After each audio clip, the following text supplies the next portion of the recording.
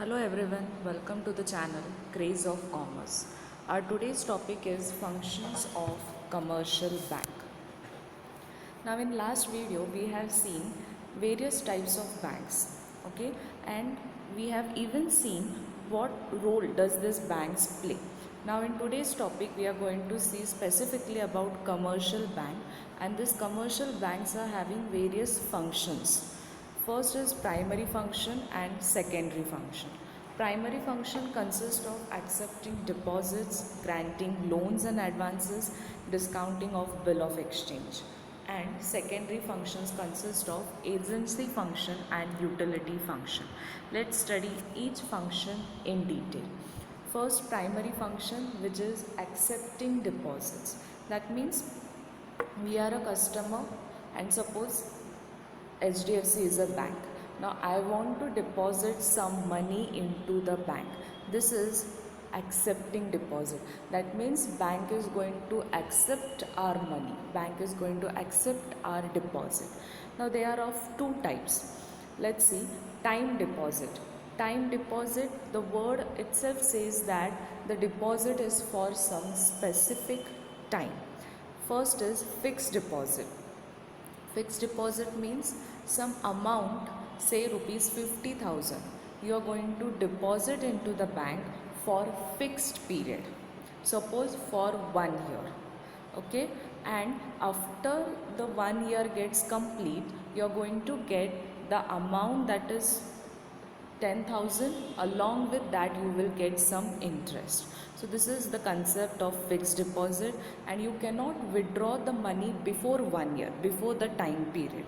And but in case of emergency, if there is a need of money and you have to withdraw it, you can withdraw, but there the interest rate will get reduced. Next is recurring deposit. Recurring means occurring again and again, continuously.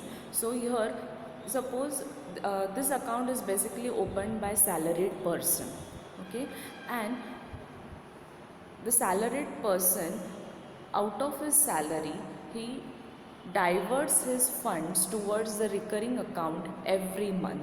Suppose rupees 2000. Every month he is going to deposit rupees 2000 into the recurring deposit account for some dated time, and after the period gets over he will get the principal amount along with the interest amount. Next is demand deposit. That means the deposit is, or the money is repaid to the customer on some demand, like saving account. Now saving account, again it is opened by fixed income people, like we people, we all are having saving accounts into the bank. And why this account is open? So that you will inculcate the habit of saving some money, okay. And there are some restrictions for the withdrawal of money, how much money you can withdraw. So those restrictions are dependent upon each bank. Every bank has another policies. There is some specific rate of interest, but this rate of interest is comparatively lower, and this interest is deposited into your account monthly, quarterly, or you can say half yearly, that is 6 months, or yearly basis.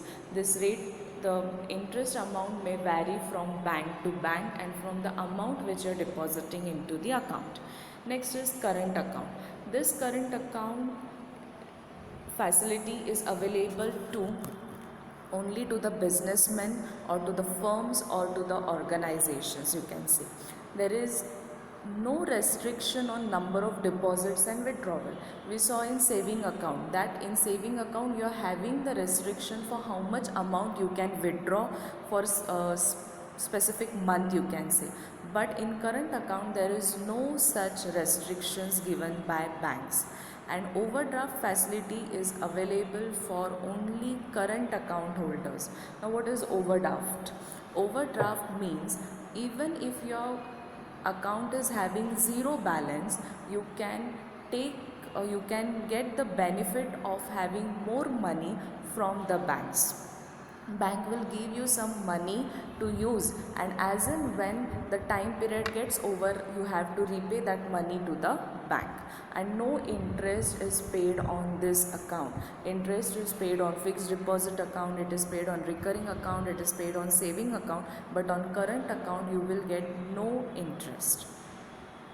Next is granting loans and advances. Now, what is loan? A loan is a money given to another party in exchange for the future repayment. That means I am in a need of money, I will approach my bank for some specific loan. Suppose I need a loan of rupees 10,000.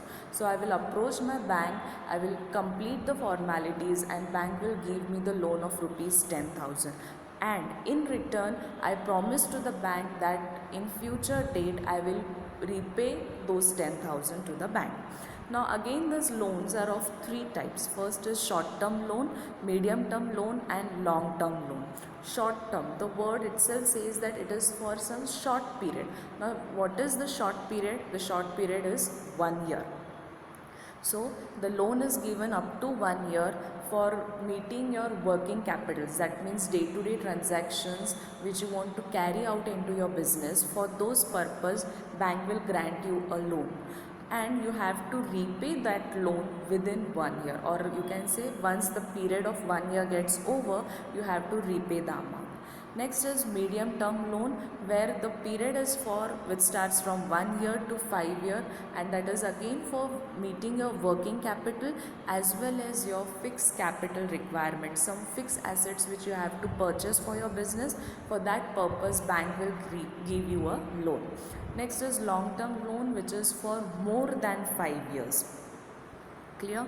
Next is advances. Now, funds provided by bank for the needy, means to run your business, if you are in need of money, then that money will be provided to you by bank. Now they are again of two types, that is cash credit and overdraft. Now what is cash credit? Cash credit, you can say it is completely, or it is a loan account. Specifically it is a loan account where when you are in need of money, you have to approach your bank. Your bank will open a different cash credit account under your name, and some cash credit limit is sanctioned. Suppose 10 lakh rupees is sanctioned for your loan account. Okay, so that 10 lakh rupees will be deposited into your cash credit account, and out of this 10 lakh rupees, how much ever money you need for your business, you can withdraw it. Suppose I am out of those 10 lakh rupees, I am in need of 6 lakhs rupees. So I will withdraw those 6 lakhs rupees, and I have to pay the interest on only those 6 lakhs rupees for which I have withdrawn, and the remaining 4 lakh rupees I did not need to pay interest. So interest is paid for those money which you are using. Clear?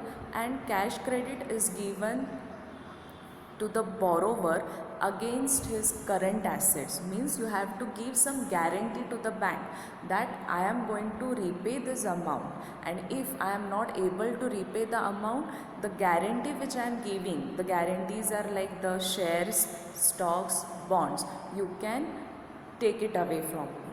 That is what cash credit system means.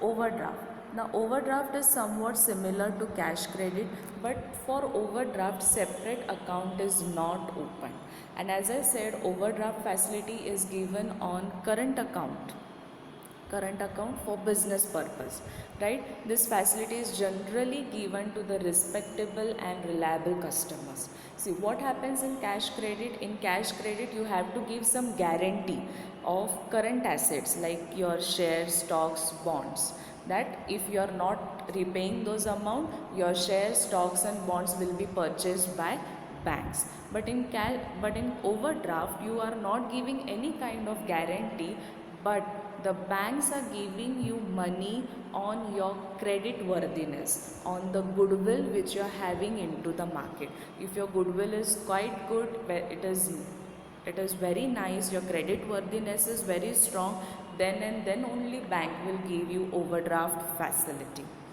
Next is discounting of bill of exchange.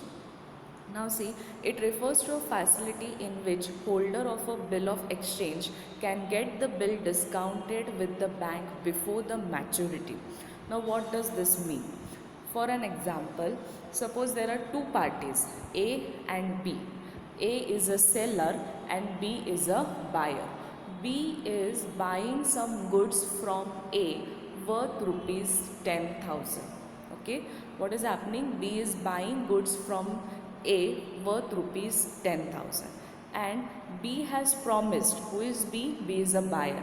Buyer has promised that he will repay those 10,000 rupees after 2 months. After 2 months, that means the credit period is of 2 months. And what the buyer does, he gives a bill of exchange to the seller, and in that bill of exchange he mentions that after 2 months he is going to repay you the money. But what happens? A is in need. A is a seller. Seller is in need of money immediately. So what he will do, the bill of exchange which is given by the buyer to the seller will present that bill of exchange into the bank and get it discounted. That means get it encashed. He will get the money from the bank, but he will not get complete 10,000. He will get suppose 9,000. So that 1,000 amount is deducted by the bank as a commission, and the seller will get those 9,000 as he was in the need of money. And after the maturity of 2 months period, what buyer will do? Buyer will approach the bank and repay the 10,000 rupees. So this is discounting the bill of exchange. That means if the seller is in extreme emergency, in extreme need of money, what bank will do? Bank will get discounted and bank will deduct the commission. Why? Because before getting money from the buyer, bank has to pay to the seller. So for that, bank is going to deduct the commission. These all were the primary functions. Now we are moving towards secondary function, that is agency function. Commercial bank also performs certain agency functions for their customers. That means commercial banks play role of a mediator. He works on behalf of your customers. That means if customers are not able to work out some functions, then on behalf of those customers, bank is going to act as an agent. How? Let's see.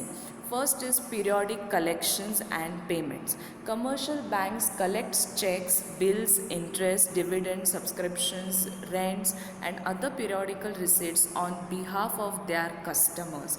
That means, suppose I am a customer of a bank and I am not able to always approach my tenant, always collect the subscriptions of my customers, always collect the dividend. So what I will do, I will give the standing instructions to my bank.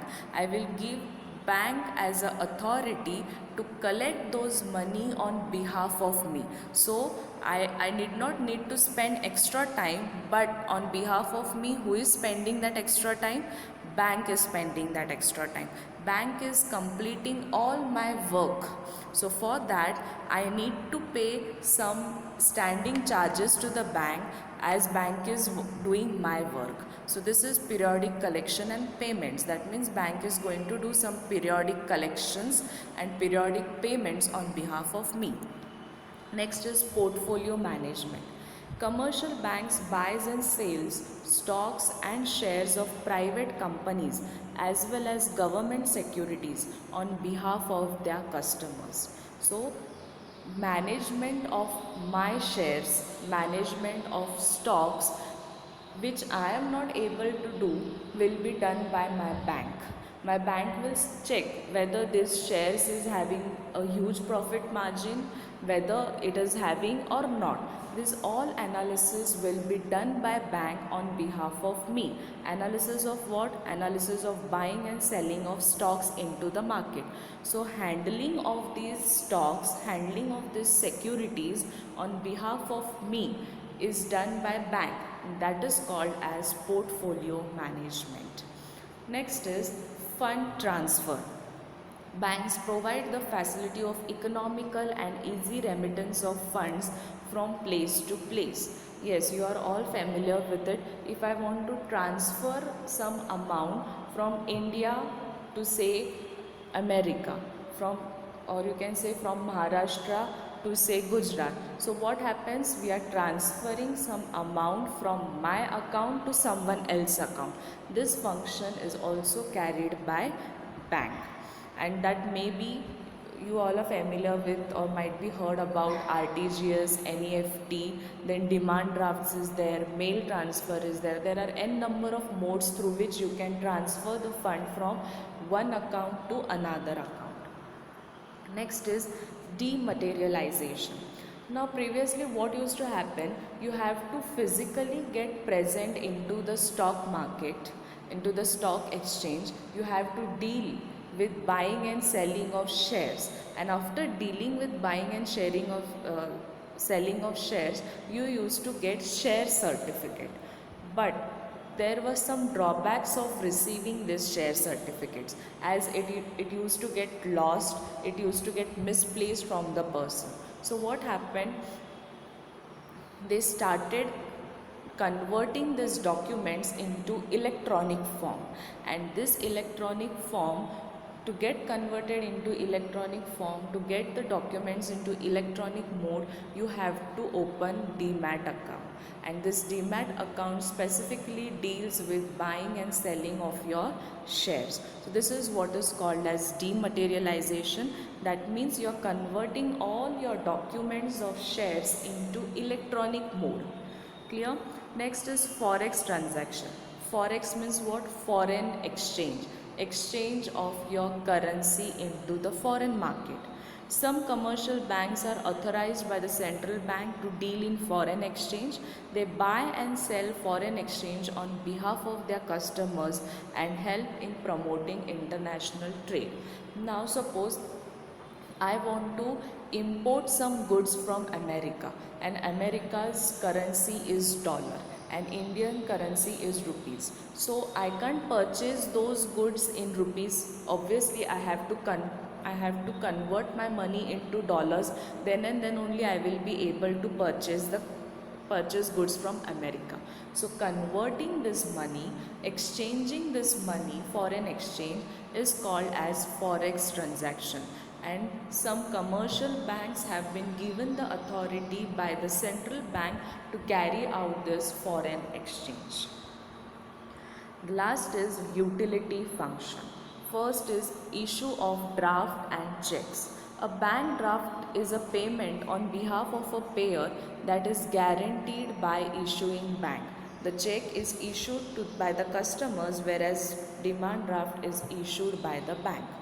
So demand draft, bank is giving guarantee on my behalf to the seller that this buyer is capable of paying all your dues in near future. So this is the guarantee which my bank is going to give to the seller. That is demand draft. And check is what we customers or we issue to the customers. That is check. Next is locker facility. We all are familiar with this locker facility. We keep our precious, very important things into the bank lockers, and this facility is given by the commercial banks. Next is project reports. The project report is such that it represents the idea of the whole business and can be easily understood by the reader. It helps the business firm to obtain funds from the market. So what bank does? Bank analyzes your business, analyzes your projects, and tells you where to invest, how to invest, and how to carry out your business easily. So this whole report is prepared by the bank. Next is gift check. These are the checks issued by the bank to those who wish to make gifts or give money to your loved ones. If you want to give some money to your loved ones, you will not give them cash, you will give them gift checks. Next is underwriting securities. Now, what are these underwriting securities?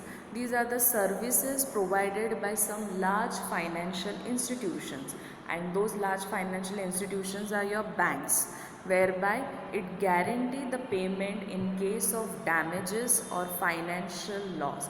In case there is any damage, in case there is any financial loss, then your bank is going to make payment on behalf of you. For here, in case of shares, if any private company is issuing their shares, subscribing their shares, suppose 100 units of shares, but out of these 100 units, only 70 units are being subscribed and remaining 30 units are not subscribed. So what bank will do? Bank will purchase those 30 units. That is what underwriting of securities. Next is gold related services. Nowadays banks are commercially buying and selling gold or gold ornaments from customers on large basis. Now what happens? Gold related services means here you're not physically buying the gold. That means the metal, gold metal, you're not going to physically buy it. What is going to happen? Electronic gold you're going to buy. You're going to deal with the gold electronically. This also is a new function introduced by the commercial bank. So what all we saw is two types of commercial bank functions, which are primary function and secondary function. Primary functions consist of accepting deposits, giving loans and advances, bill of exchange, etc. And in secondary function, agency function and utility function. And the combination of these two functions is carried out by the commercial bank. If you like my video, please do like and subscribe it. Thank you.